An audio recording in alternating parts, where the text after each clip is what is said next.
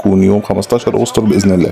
الكابتن محمود الخطيب رئيس النادي الأهلي يفوز بجائزة أفضل رئيس نادي في مهرجان الأفضل دير جيست، وإمام عاشور يفوز بجائزة أفضل لاعب وأفضل لاعب بتصويت الجمهور وهداف الدوري وأفضل لاعب وسط مهاجم.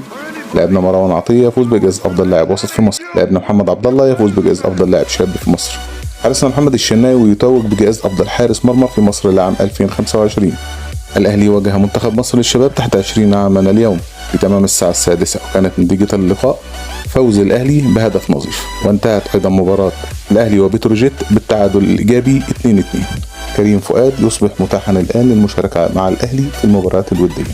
وبهنا أحبابي وأصحابي رجالة الأهلي في كل مكان نكون وصلنا مع بعض لآخر خبر معانا النهاردة. لو وصلتوا معايا لآخر خبر النهاردة حابب أفكركم باللايك والشير والاشتراك في القناة، تفعيل زر الجرس عشان يوصلكم كل جديد وكل أخبارنا أول بأول. أشوفكم بكرة على ألف خير مع أخبار جديدة. سلام.